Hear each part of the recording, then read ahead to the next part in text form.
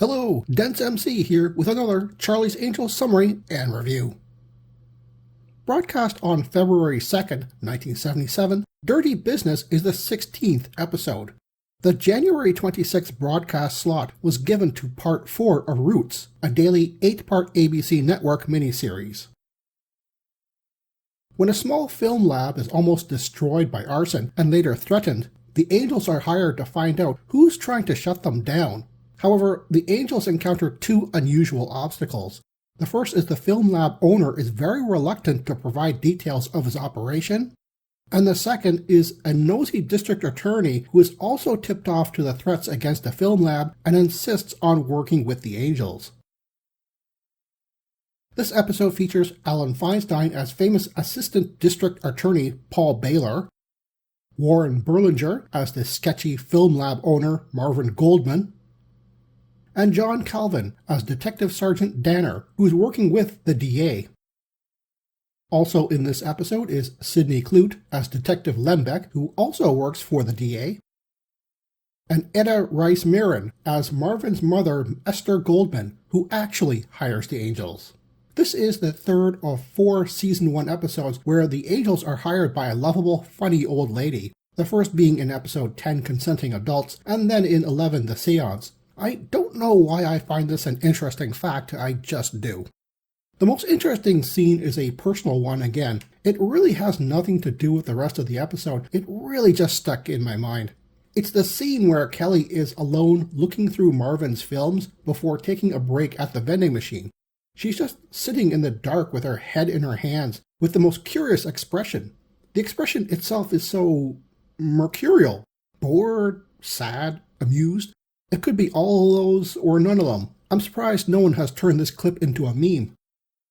Interesting quote of the episode comes from Jill and DA Baylor's second meetup at a restaurant. The DA confides how difficult it is to negotiate a compromise.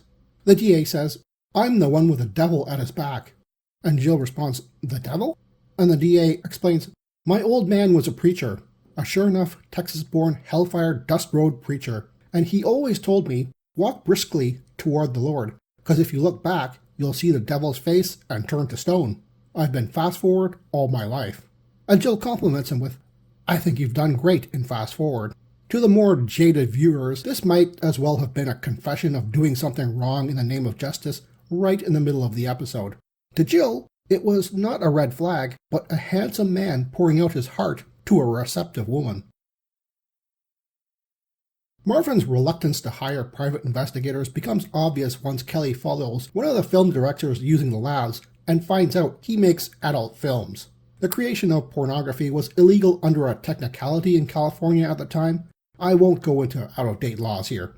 The Angels also check who's financing the lab and discover Marvin's been blackmailing wealthy investors who've been filmed in compromising positions. However, they're not the ones threatening to shut down the lab, even though they should be.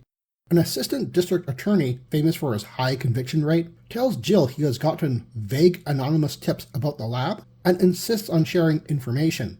Jill is smitten with the dashing young DA, even if he looks like the Brady Bunch's dad to me, but gets attacked soon after. Appealing to Marvin's conscience about her attack, the Angels find the last film made before the threats on the lab. Jill connects the man who attacked her with the man accidentally filmed in the background of the movie. She goes to the scene of the movie and discovers it's owned by a person of interest in a high-profile case the DA is working on. Soon a detective arrives who works with the DA and appears willing to aid Jill. That is until she notices the similarities between the attacker and this detective. The DA himself arrives, minor shootout occurs, and the rest of the Angels arrive in the nick of time. It seems the detectives under the DA were planting evidence for a sure conviction. There are two problems with this. One, how did the stealthy detective even know he was being filmed and by who? And two, not only can you barely see who's in the film, you definitely can't see what they're doing. Sure, the detective's car license plate is caught on film, but again, so what? My second point is still valid. The scene is sealed off by order of the police, and he's a police officer, with numerous excuses to be there. This is one of those times where the bad guys could have done nothing and be scot-free. Jill's heart is broken by DA Baylor's actions. Not only was their closeness only for the purpose of seeing if they've been discovered, but their ends justify the means actions seem repugnant to her. Dirty business indeed. A sad ending, but we get to see some fine acting from Farrah Fawcett and her Jill character's moral fiber. I can see why this episode got mixed reviews. There's very little action and a lot of talk that turns out to be pointless to the main plot. The episode, directed by Bill Incredible Hulk Bixby, has 2 plots, but should have focused on just the one. The adult film investor blackmail plot doesn't get resolved, taking up a lot of time, and the main plot of the corrupt cops and DA seems rushed and toothless. IMDb gave this episode a 6.7 out of 10, their lowest rating for the first season shows. There are a lot of fun guest actor appearances in this one, which is its saving grace. So I'll give it an average rating of 7.0, just because it's not as bad as others have made it out to be. But it clearly could have been better. Good morning, Charlie.